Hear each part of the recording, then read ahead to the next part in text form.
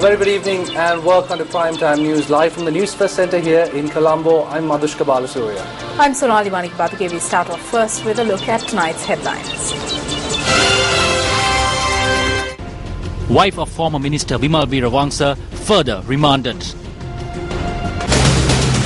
The Sri Lanka Freedom Party must unite to protect the party.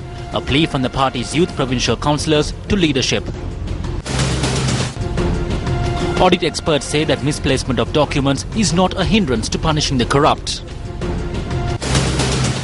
Demonstration in Mahayangania leads to a clash with the police.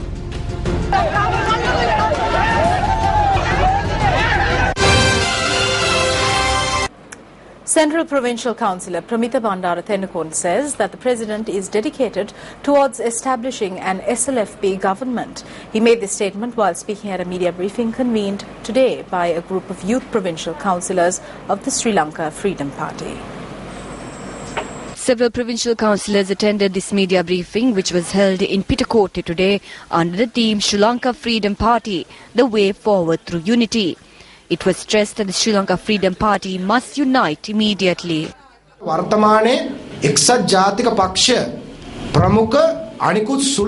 There is a program underway which is trying to figure out how the Sri Lanka Freedom Party can be divided amongst themselves rather than figuring out how the UNP and other minor parties can win an election.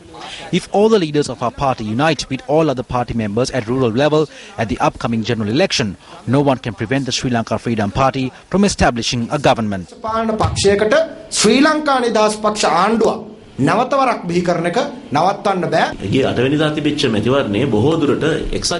The United National Party is interpreting the January 8 election victory as a victory for the United National Party. This is a victory for Maithripala Sirisena. Moreover, I believe that the main reason for this victory is because there were a few unresolved matters among us at the time. But I believe that come this general election, this situation will see a major change. The United National Party does not have more than 400,000 votes. So if we take these three leaders, shareholders in the upcoming general election, I am confident that we, the Sri Lanka Freedom Party, can easily come into power once again. All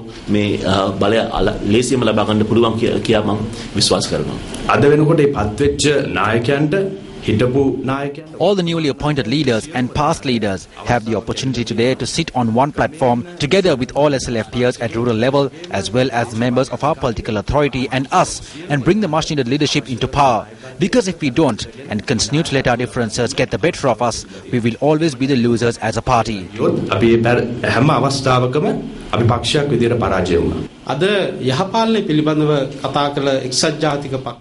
Today, the United National Party speaks of good governance in various ways, from village to village. But the biggest question we have here is whether Ranil Wickremesinghe and the cabinet is acting in accordance with this good governance.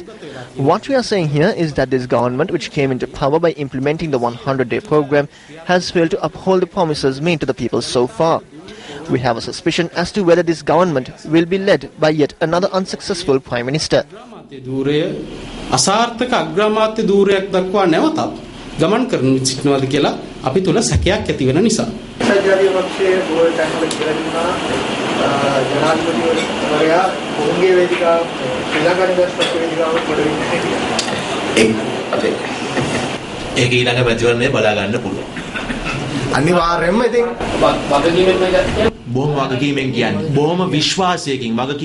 I say it with responsibility or rather with faith. It is with faith in all our hearts and the utmost certainty among us that President Maithripala Sirisena, who was appointed as the chairman of the Sri Lanka Freedom Party, will commit himself by working tirelessly to establish an SLFP government.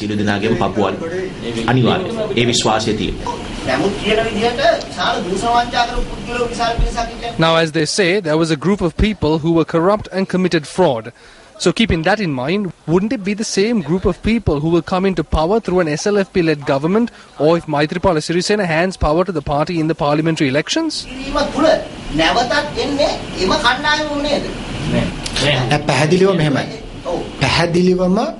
It is like this. We clearly believe that be it the Sri Lanka Freedom Party, the United National Party or any party representing this country, if there is anyone charged with corruption, fraud, drug peddling and bribery, it can be anyone. They should be eradicated from politics in Sri Lanka. But clearly, all of this is just a facade they put on before the media.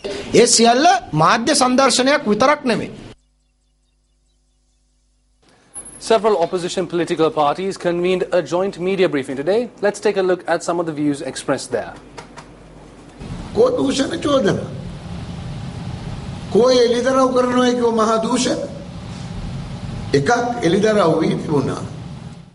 Where are the corruption allegations? Where is the corruption that they said they would expose?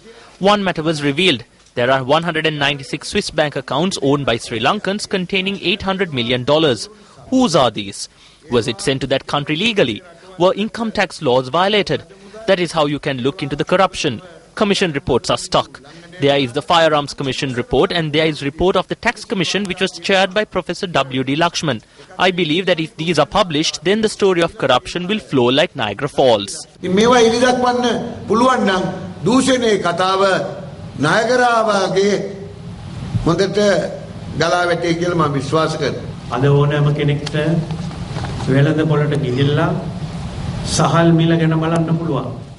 Anyone can go to the market today and look at the price of rice. Ask the finance minister. Prices are sky high. All he can talk about is mouldy fish. Prime Minister Ranil Wickremesinghe does not go to those markets anymore to distribute leaflets. If he does, he would understand. Or he can send someone there to find out. The cost of living has increased. It is increasing unabated.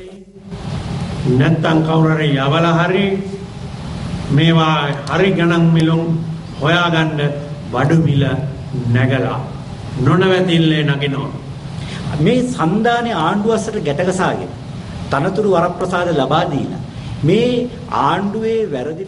This alliance has to speak about the wrongdoings of the government from the perspective of the people as long as they are tied up with the government and are being given privileges. This has become stale.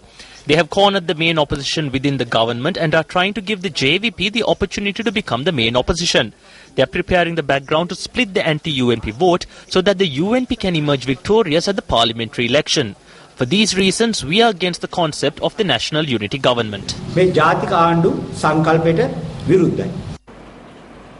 Tilvin Silva, the JVP's General Secretary, says those who do not have the strength to continue in politics by themselves are attempting to stage a comeback for former President Mahinda Rajapaksa. He was speaking at an event held in Ampara yesterday.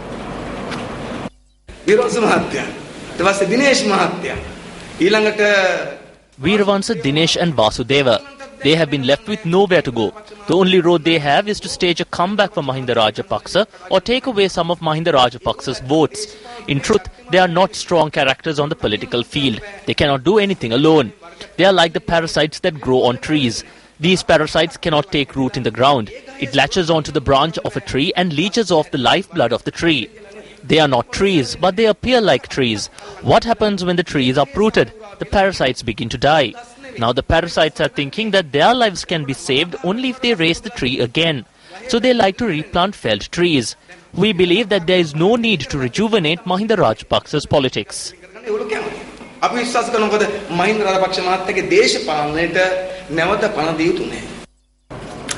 Well, former Auditor General S.C. Mayadunes notes that authorities cannot refrain from taking action against the corrupt on the premise that files have been misplaced. Yes, he made this statement when Newsfirst made inquiries regarding statements made to the effect that action cannot be taken against acts of fraud and corruption under the previous regime as files have been misplaced.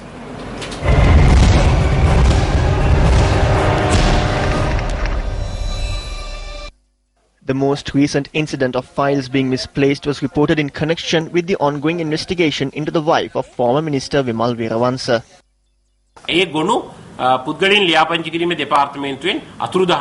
Files have been misplaced at the Department for the Registration of Persons. They keep electronic copies of the birth certificate. Immigration and immigration officials stated that when the file connected to the second diplomatic passport was inspected, there was no birth certificate.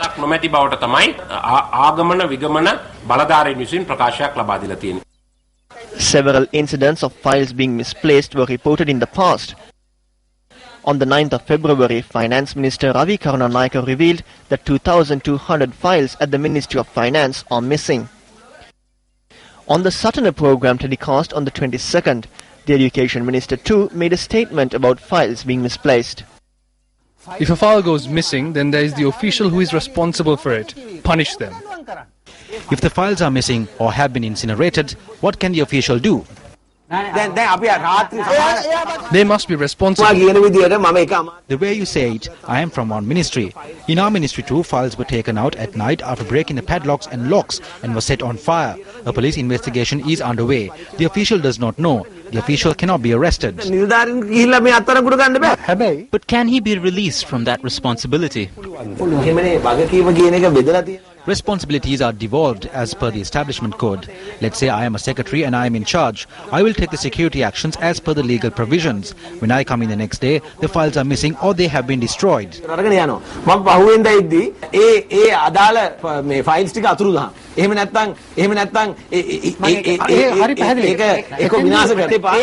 are the security guards. Do you know who some of these guards are? When some guards are questioned, even they do not know. On the 21st of January, the police informed court that files in the possession of the Mount Lavinia police connected to Vele Sudha over the discovery of a stock of heroin 15 years ago had been misplaced.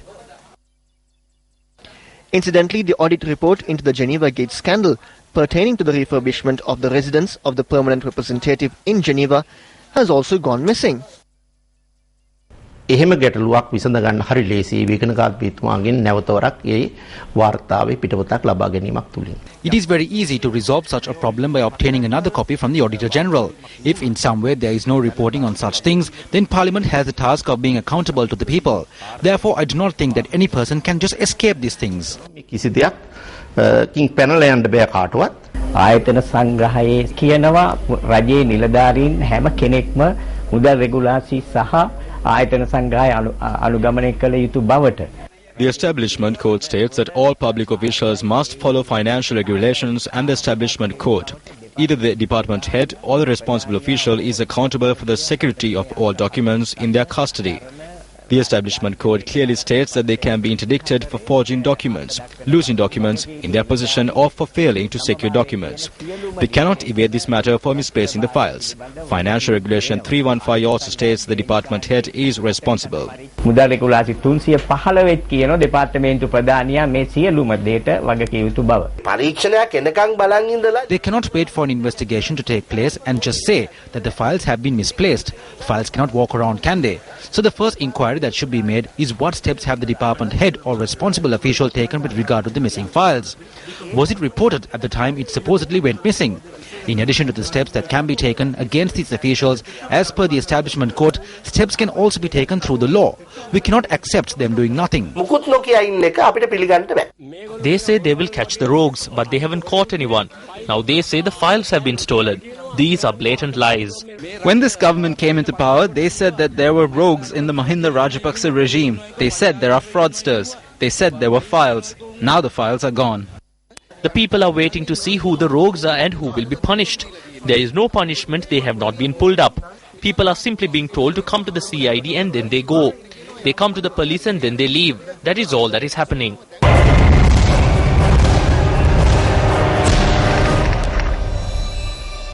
The wife of former Minister Bimal Weerawansa, Shashi Weerawansa, has been remanded until the 4th of March. Colombo Chief Magistrate Giham Pilapitiya made the order after taking into consideration the facts presented by both sides over her bail application. Shashi Weerawansa was brought to courts today from the prison's hospital. President's counsel Jayanta Veerasinghe, appearing on behalf of Weerawansa, said that his client is not connected to any of the charges against her. The attorney pointed out that she had attempted to legally obtain her national identity card and birth certificate, and the mistake had been committed by the relevant officials. However, the CID says that this situation has arisen as wrong information was provided to the relevant officials. The magistrate ordered for an inquiry to be conducted into the complicity of officials attached to the department for the registration of persons for this act and ordered for the report to be produced in court.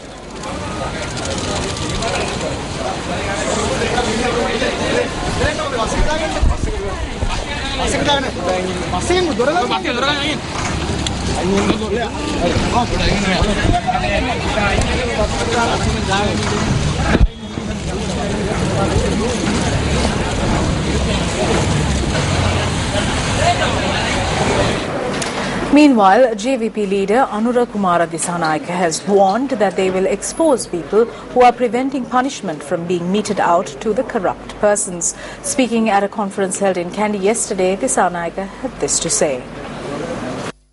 Avantgarde අයිතිකරුවා සේනාධිපති Senadipati is the owner of Avantgarde. His passport was impounded, but it was returned to him within a week. We know who in the government intervened in this and where they are from. We said this in the Executive Council and they accepted it. One is Vijay Dasa, the other is Tilak Marapana. They were the ones who returned the passport. If they are preventing punishment from being meted out or if they are obstructing punishment, then we will expose them to the people. These rogues must be punished. They must be brought before the law. They must be punished so that those who are waiting to steal will catch a fever. News First revealed yesterday that a portion of the sum of money owed by MP Sajjan Divas Gunawardhana's aviation company has been paid to the Ministry of Ports and Shipping. Speaking at a media briefing convened today, National Unity Front leader Azad Saleh had this to say on the matter. He owed 27 million. He was not allowed to operate until it was paid, but we were in for a surprise. Arjuna Ranatunga has taken over that ministry. Faiza Mustafa has gone home. The minister took it over and then after taking 19 million rupees, allowed Sajjan Vas to resume business. This is good governance. This is what the people are asking about. If we are going to create space for rogues like this, then all the talking we did for this government will be pointless. We went to every nook and cranny and attended rallies. The people ask us these questions. Certain persons did not even attend 2 rallies. Those persons who did not make an effort are sitting in government today. That is a separate problem. But we are saddened when these things happen. The Janata Vimukti Peramuna charges that the investigations on drug peddlers is taking place in a lethargic manner. General Secretary of the JVP Tilvin Silva made this revelation at a meeting at the Monaragala Community Hall today. The number one businessman in Velasquez's drug trade is former IGP Mahinda Balasuriya. While serving as the IGP, he had used the position to engage in the drug business with Velasquez. Now the man cannot be caught. He has fled. The names of MPs are being touted.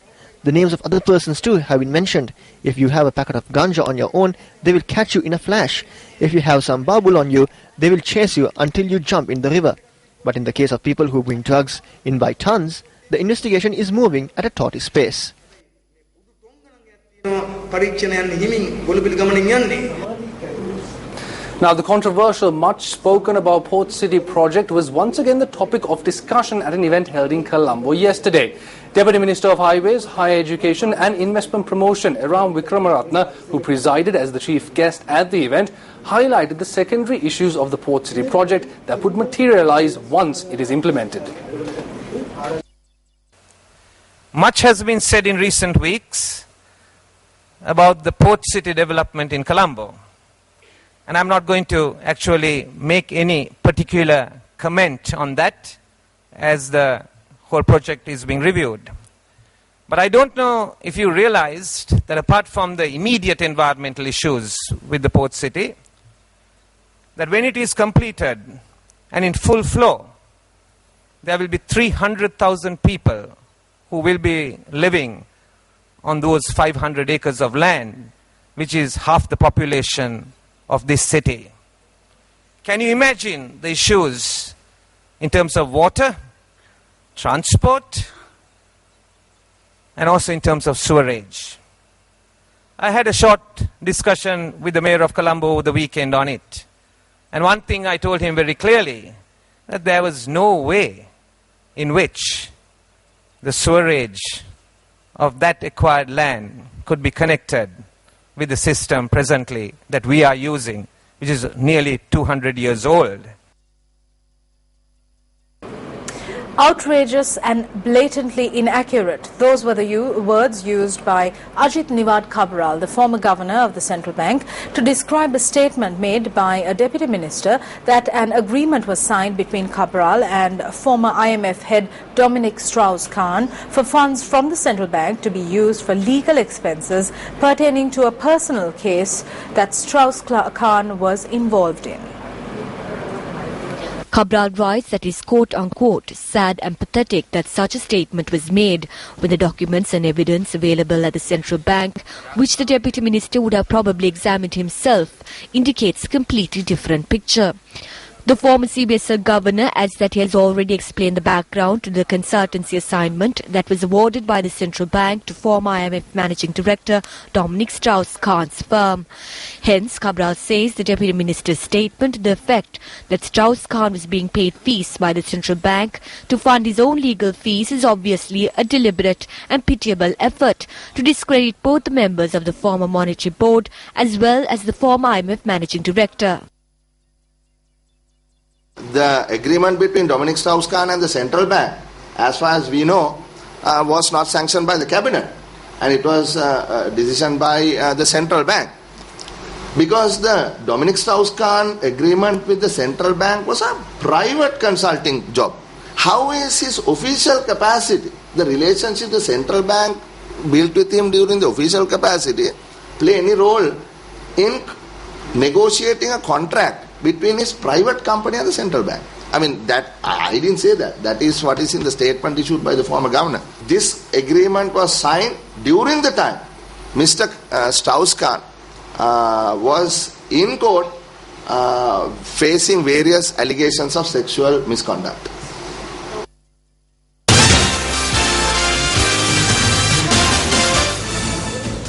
Minister Ravi Karunanika, during a recent visit to Washington, D.C., said the new government's approach with regard to the World Bank and the IMF is practical rather than rhetorical. Speaking to Newsfirst Bureau Chief in Washington, Gaddafi Ismail, Karunanika expressed these views. You are here in Washington with the specific objective of meeting the World Bank and the IMF leadership.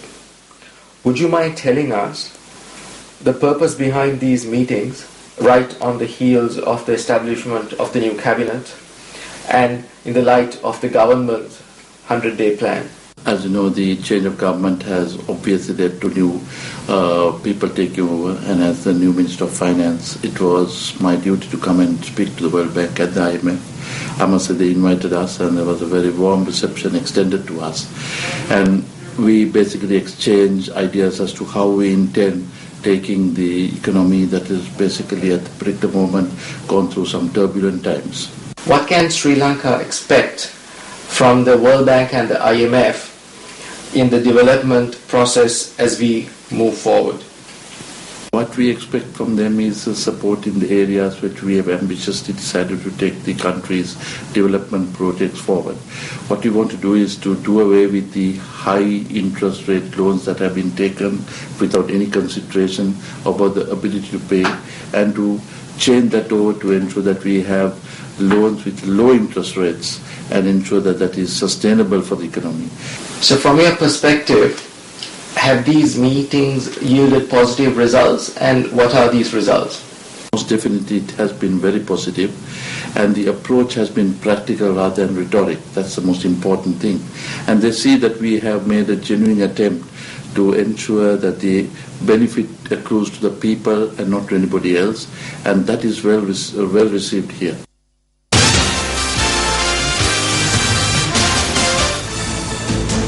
Still in local news, Minister of Housing and Samurdhi, Sajith Premadasa, says that the good governance of the country has been vested with a humble leadership. He made this statement at an event in Hambantota today. The United National Party Muslim Forum of the Hambantota district was presided by Minister Sajith Premadasa. By following the footsteps of the late Ranasinghe Premadasa and extinguishing the fires of racism and nationalism, this government is committed to save this country from sorrow. There was a time when mosques, churches, kovils and temples were attacked. Leaders and politicians attempted to secure their positions by following extremist policies and creating nationalist tensions. But the intelligent people of this country have destroyed the throne of nationalism and have given the throne of good governance to a humble leadership.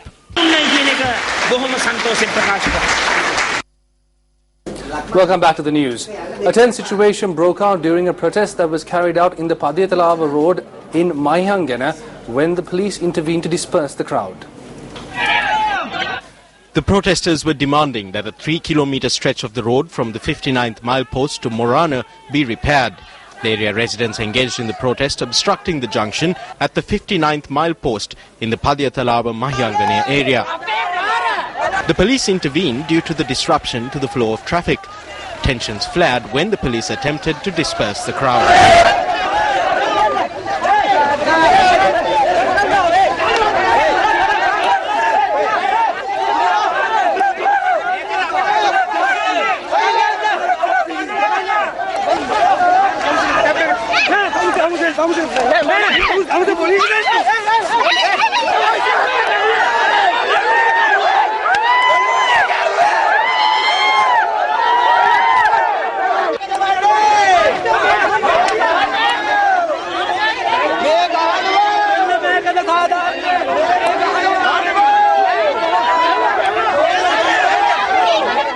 The police were seen pushing women who had gathered at the scene of the demonstration.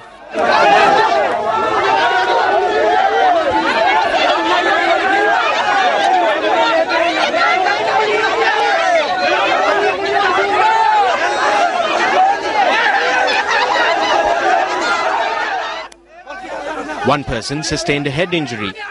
When Newsfirst contacted police media spokesperson SSP Ajit Rohana, he stated that police had to use minimum force to disperse the crowds. He, however, noted that if the police had used excessive force, action would be taken against the officers concerned.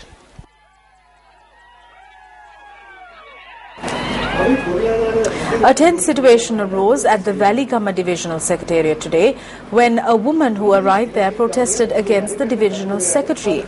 You reporter Lalit Padmasiri sent us this footage of the incident.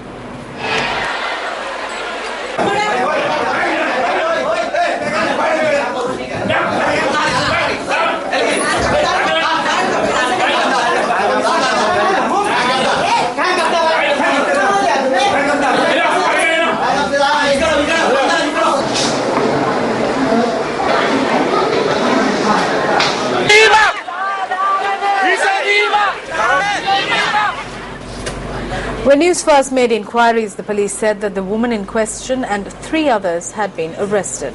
The police added that the tense situation was prompted by a land dispute.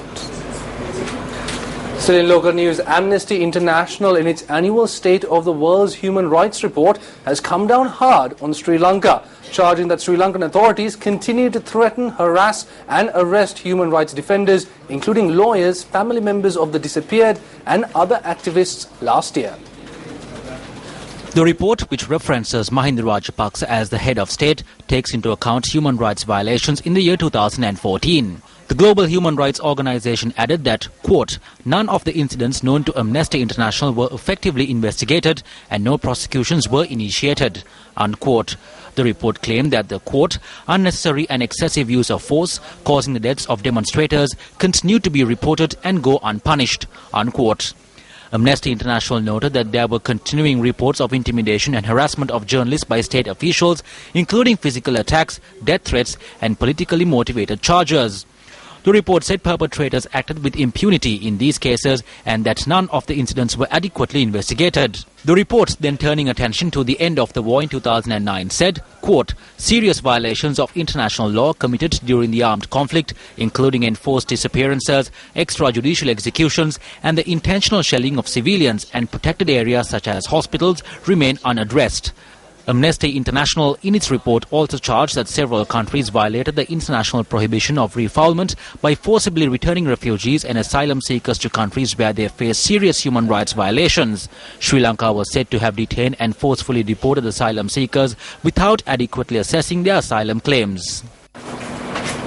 As we approach the 6th year since the end of the war, many of those who were displaced in the final stages of the conflict have been resettled. But what of those families who were uprooted decades ago and continue to languish in IDP camps in makeshift homes? Newsfirst Stephanie Lazarus visited the Chitambarapuram IDP camp in Vaunia in search of these families and their stories. The Chidambarapuram displaced camp, nearly 3 kilometers away from the north of Vaunia. 250 families still reside at these camps, a temporary shelter which they have lived long enough in to call permanent. These smiles do not resemble the anguish and trauma these families had to undergo since being put up at these temporary camps in 1990. All what they're left now is a thin roof on top of their head. Living in a home away from home, for nearly 25 years. The only request made by the displaced persons at the IDP camp is that they be provided with a fully fledged house in the same plot of land. This IDP camp in Sidambarapuram, Vavuniya is just one such camp in the north of the country. We have been resettled here for over 20 years. We have been sent after being through many harsh conditions. All we ask for is that we be provided with houses, with infrastructure facilities, in the same plot of land that we are living in now. Our houses are in a dilapidated state. They have been making pledges to give us houses, but that is yet to be fulfilled. We are in need of clean drinking water as well. Sidambarapuram IDP camp in Vavuniya is temporary shelter to many who were displaced for over a decade during the conflict. They have been resettled, but they are yet to be provided with proper basic infrastructure facilities. With many questions surrounding resettlement, the people here at the Sidambaram IDP camp only appeal of the authorities to provide them with proper infrastructure facilities and to be resettled here in the same area. 6 years after the conflict ended, many here believed that they could return to a brick house. For now, the only contact these men and women have with the camp is a road of fresh red gravel crunching under their feet. Hope is what is left, say many, looking at the road ahead with grief and anxiety. That was Newsfirst Stephanie Lazarus. Moving on now, a program to commemorate Deshamanya N.U. Jayawardena was held in Colombo today. The program was organized by the N.U. Jayawardena Fund. Deshamanya N.U. Jayawardena was a former governor of the central bank. Certificates and awards were presented for winners of an essay competition organized in line with his 106th birth anniversary. A group of politicians and professionals as well as former ministers Sirisena Kure and Milinda Murugoda were in attendance at this event.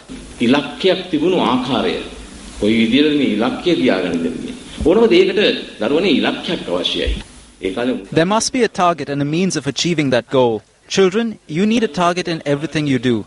In the past, when he received a currency note in his hands, he would examine it closely. He would observe the signature and say that someday it would be my signature on the notes. He achieved that target, becoming the first Sri Lankan governor of the central bank.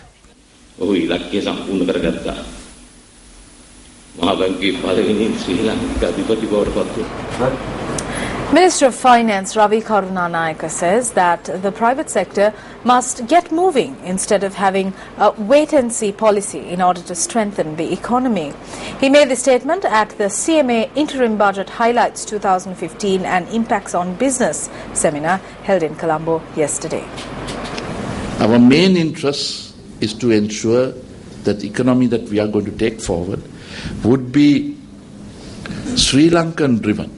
We want to have our Sri Lankan businessmen get in the foremost place in this country.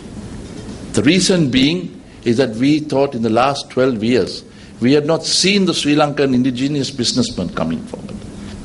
Now we call upon the private sector, the government servants and the foreigners that are there in this country. Please help us. We see the way how some of the private sector reacted.